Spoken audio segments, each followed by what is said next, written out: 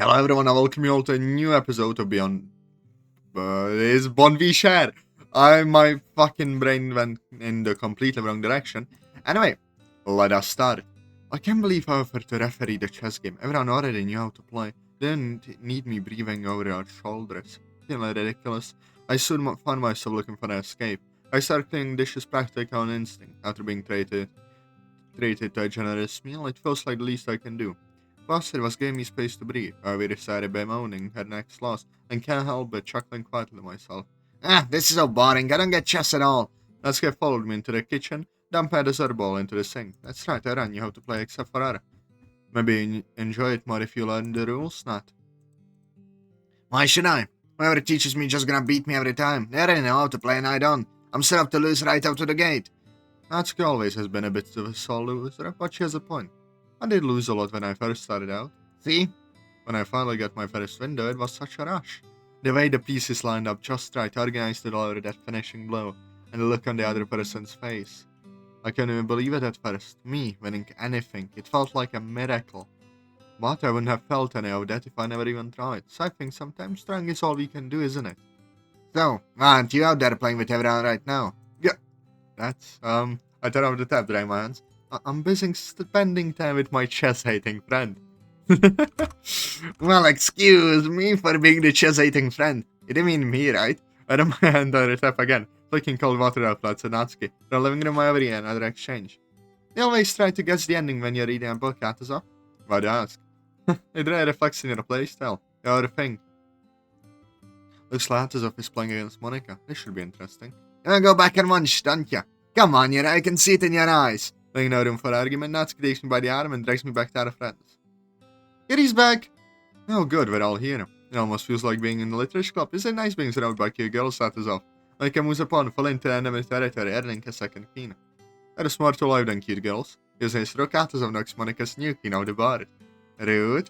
With a wooden clock, Monica's bishop overtakes the rook. And flank like this the whole time. Who do you think is winning here?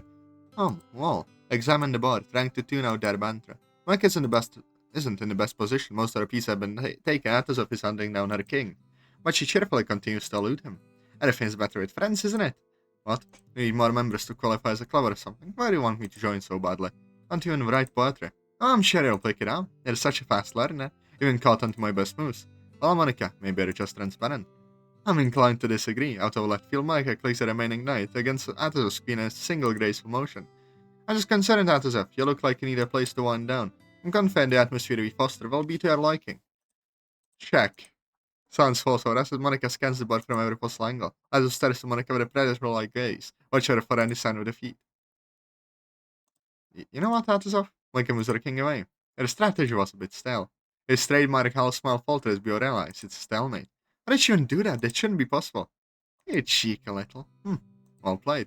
Say, Yuri, would you like to play next? You seem totally mesmerized by the game. I'm sure Atazoth wouldn't want me playing one more time. Well, it was a really good game. You're both so skilled, I was impressed. I don't think I'd stand a chance against either one of you. Yuri, didn't you just give me that big talk about the importance of trying? Natsuki, this is different, okay? You shouldn't call it out like that, Natsuki. I don't want to twist her arm or anything. Also, thanks for playing with us. I really do think you'd make a wonderful addition to our club. She's right, you know. Won't you at least think of joining us at Atazoth? Yeah, even if you write like total garbage, it's not like we judge you or anything. Very convincing, Shortstack. Hey, I'm being serious here. The camelback casts a curious gaze at him. My Kermit has been persistent, but he doesn't seem annoyed. Anything, he seems to be weighing his options. I'd also really like if you joined us at Atazoth. His shadows sound relaxed as he hears my voice, and to my surprise, he even smiles a little. Every single one of you had something to say, huh? Alright, but I won't make any promises. I can't guarantee I'll stay for very long, or I'll come to every club session. Yay! Then it's settled. This would be a great time for us to exchange phone numbers, you know, in case of emergency or cancel meetings. Everyone's gonna see our old flip phone, Atazoth. That's fun, I only use it to catch up with my family now and then. We form a small circle, holding up our phones and share our numbers with each other. That's only a small moment, but still. Surrounded by my friends, I felt whole. And a little giddy. We'll start setting our phones aside and discuss what to do next. Natsuki is still staring at her screen, scowling at some missed calls. But I can't see everything is okay. She shoves her phone in her pocket with a scoff. Alright, let's head back to Sadie's house. I'm sure we've already stayed there welcome. was Natsuki's words. The fun feeling of inclusion gives way to a shameful aching guilt. And if he didn't mind, Natsuki at a point we barged in, ate his food, forced him to play games with us, but so I want to stay even longer. Natsuki took a chance to hang out with him, while hardly got a conversation in. It was like he spent time with everyone but me. I ate too fast, my tummy hurts. Besides, not every day as guests, I kinda want to stay a little longer. I write immediately. Sorry, don't you think we can imposed enough? We're all members of the Literature Club now, right? So it's okay, we're all friends here. It's not. I think Sari should take some medicine. You want to lay down for a couple of hours? Arab said he's dutiful playing the part I concerned plan. She used me a sheepish grin. Stomach aches are really, I don't know, joke. If you move around too much, you could feel even worse. Our house is literally next door. I look at Atazoth for his input. I had been quiet for some time. He looked blank between us. Was he zoning out? Atazoth tilts his head as he thinks it over. Samantha sits in the bathroom. Stay as long as you need. Looks like you're paying attention after all. Still, I can't but wonder at his dull attraction. Yes, I'm comfortable being in a group setting. I suppress a giggle behind my hand. If that's the case, then maybe he and I are more alike than I expected.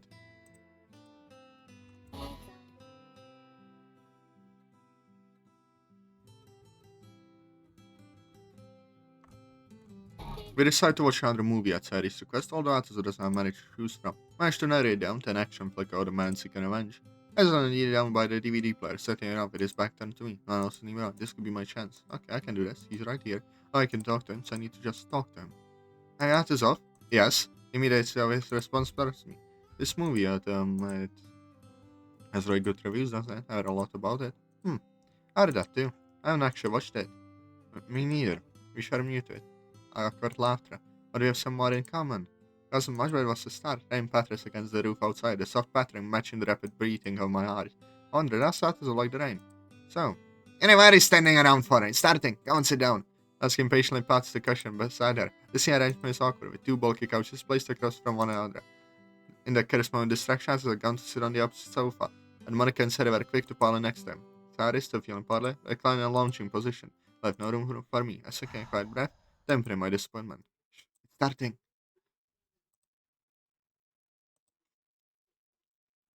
I'm not enjoying this. Throughout the movie, I've been treated to a bothersome view of Sari's knee resting against Atazoth's outer thigh. Not only that, the way Monica's hair brushes against his shoulder when she turns. The way Sarah beckons him to show him pictures on her phone. I can't focus. Are you doing this to me on purpose?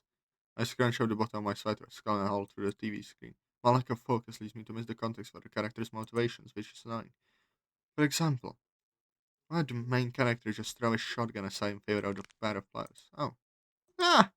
Oh my god! The girl shrieked as the movie got much darker than we anticipated, as though they hadn't react much until the girl started swarming against him.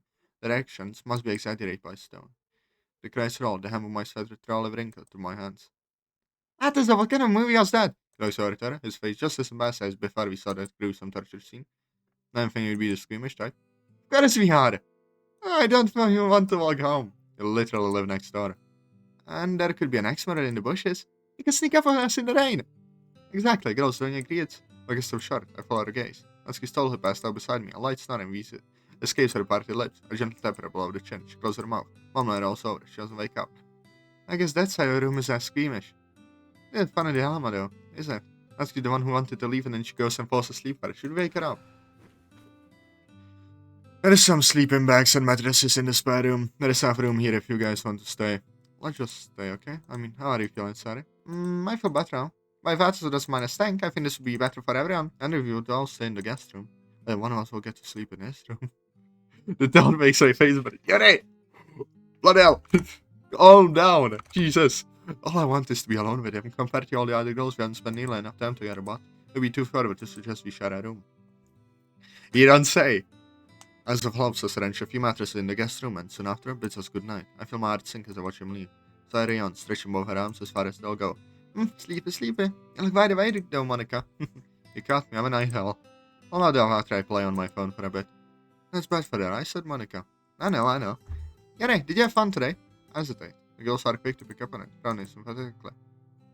Let's do more of what you want to do next, okay? Yeah, we'll watch that cool grumbling. Okay, girls. Seriously though. As president, I have to take care of my club members. Don't be afraid to tell me what's on your mind, okay? Okay, I'm sorry. You don't have to apologize. Sorry, I mean, I can't quite meet their eyes. Rather than feeling reassured, I just feel guilty. Like there's a lot of going on as club president. I don't need to add more to our plate. Or could it be she's loading her presence over me? I should mind. I'm being sensitive. Monica's great, Aaron likes her. I like her. I first convinced him to mount my face, nothing. Yeah, let's do this again sometime.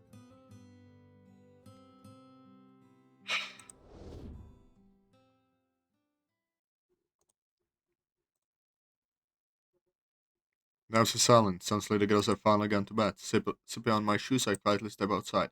No sound comes from the spare room. I found in the clear. I might sound home, though if the girls catch me sneaking out, I'll doubt it'll be as bad. As I take 1 foot of the stairs, my way to the door, consider take an umbrella, but it seems like the rain has. Atazoth, I was jumped. He sits on the couch, silent as night, and I'm getting sloppy. What are you doing up? I could ask you the same thing. I suppose so. Sorry, I just couldn't sleep, got wake now. I can't hear to read, helps him calm me down. In your school uniform? Well, tell you the truth, I woke up like this. I guess I got dressed and just didn't remember. That's odd. Something is definitely off about her. Is something bothering you? She looks away, wistful gazing out the window. Yes and no. It's embarrassing. As embarrassing as me swearing at a horror movie. She suddenly chuckles to herself. That is pretty embarrassing. Where her face drops. It's nothing, only it's my dad. His birthday is coming up in a week or so. I just feel it all bad. But how? I'd forgotten him. I could have maybe a bit much, but I hadn't thought of him in a long time. His memories were just really painful, and I loved him so much. How cruel do I have to be to not even think of him? Her voice is squat. She's ashamed to even say these words. It's by myself. I can't help but feel bad for her. I feel the same way. Not cruel for her. Azov. And you talked to Sarah about this. I lost my mom when I was 3 young. Oh, I'm so sorry. It's fine. I'll come to terms with it. I hope. But I used to really feel guilty too. What kind of son was I, not keeping my memory alive with everything I did? It was a depressing spiral. What changed? I briefly grinned. It's pretty hard, but I imagine I was the one who died. I love my mom, but if I had died, I wouldn't want her to spend her whole life missing me, you know. I want her to live her life, be happy. I feel my throat clear, slightly gentle as a falling leaf. I feel Yuri's hand on my shoulder. Seems like she meant a lot to you. I'm sure she'd be proud of you become Atazoth. I'll stop clearing with my throat. Anyway, the point is, you're not horrible for feeling that way. It sounds like your dad really cared about you. I don't think he'd hate you for living your life. She smiles faintly. Well, maybe if I was actually living it. I'm just drifting, you know, waiting for my life to start, waiting for somewhere or someone. And shift started the whole reason I moved here. I know the feeling. It looks at you with wide eyes. You do? That's actually why I'm out. I'm looking for a son. I'm in there at this school. The school's closed. Would they be there? I know. That's what I'm going to find out. Hey, you can't be serious. The school's closed. You'd be trespassing. Just wait until tomorrow. We can look down. Too many people around. Besides, they'll be easier to find without anyone else there. As of I don't think this is a good idea. I appreciate your concern, but I need to do this. I'll be back soon. Head towards the door. Oh, dear God. Wait. I can't allow you to go by yourself. What? I was saying that you, Yedrah, are going to break into the school with me. She falters for a moment, for fiery determination takes hold of her. Yes, I am. This person you're looking for, I must be really important to. I would also hate to think that something happened to you when I could have been there to prevent it. I dread to think of something that I would need this girl to save me from, but I have the sense she's not going to break down now that she's made up her mind. I should be able to scare her off before we get there. Alright then, if you insist. Wait, really? Let's go. She struggles to catch up to me as we leave the house. She jogs up beside me without a word. Only the plops of our feet and the roadside puddles break the silence. Nervous? Yes, sorry. This is all really new to me. I'm not sure how to feel. Nerves are good, they'll keep you on edge. I need to be focused so we don't get caught. Caught? Of course, there are a few cameras around the school and they might even have a night guard or something.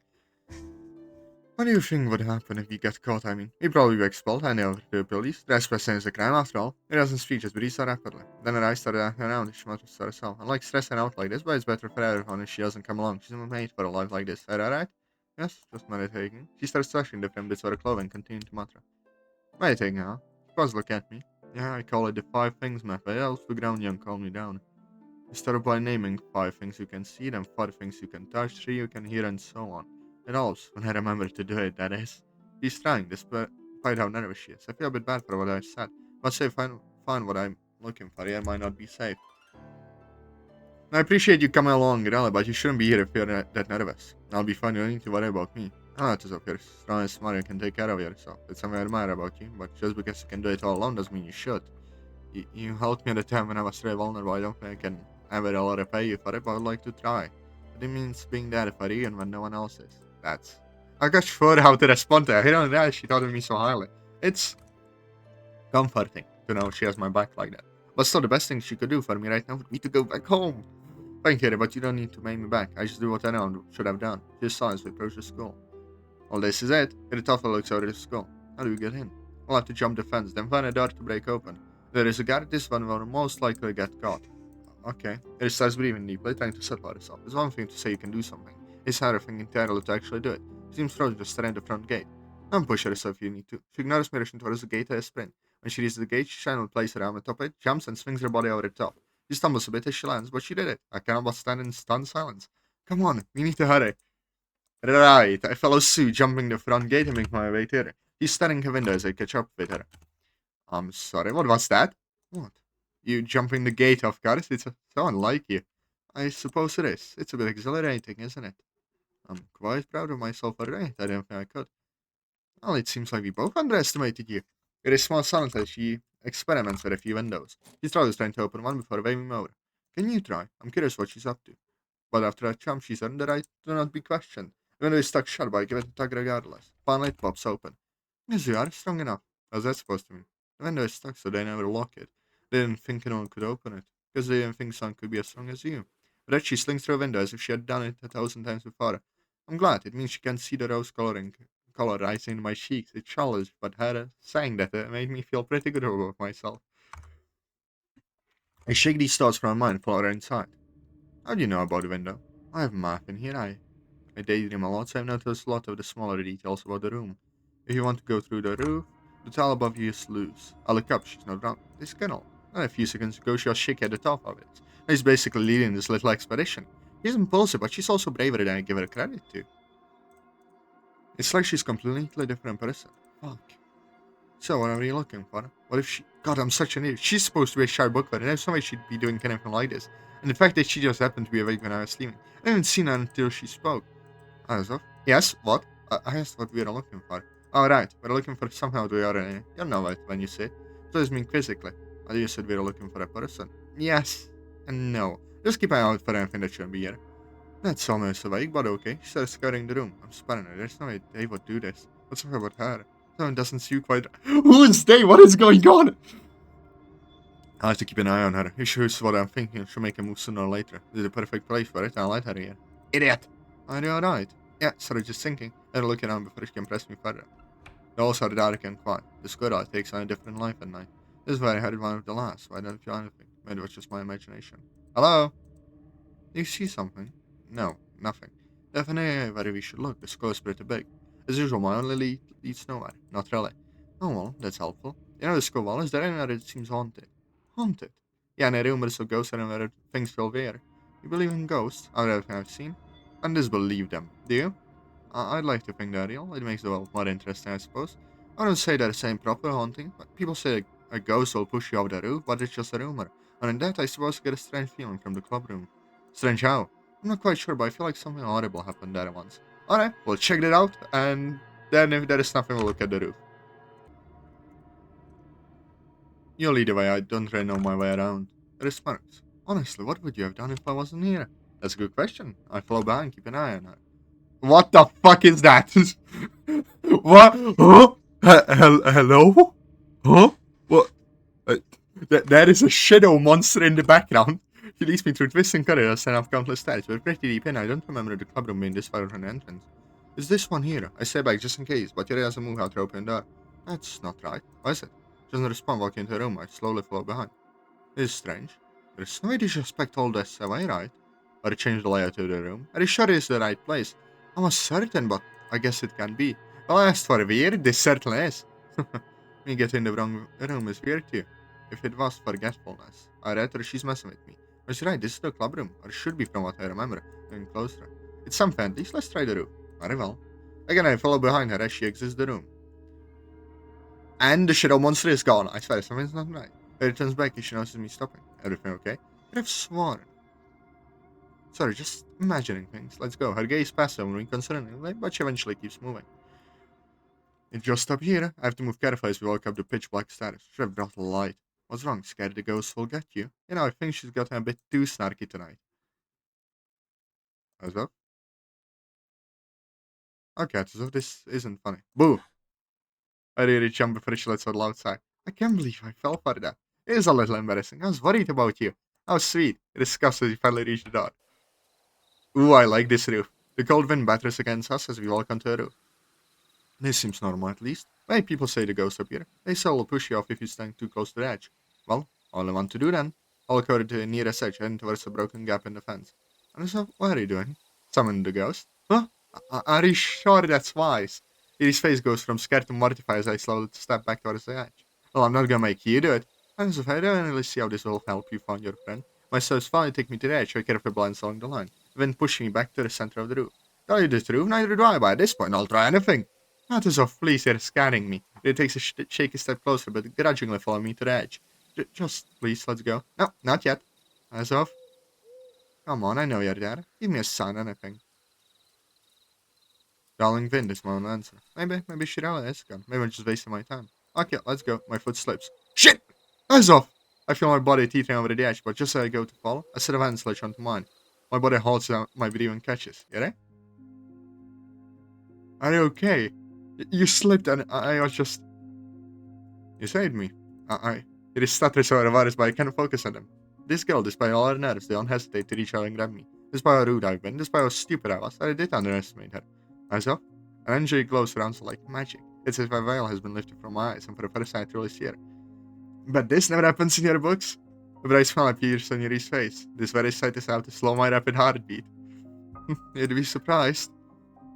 As in the we're still holding hands, Yuri quickly lifts me up and let's go. Thank you, really. Of course. I think that's enough for time. Let's go home before I embarrass myself again. Oh man, before I almost kill myself again. Ah! Bloody hell, like, dude, no, just no. Dude, bro. Like, it's wild.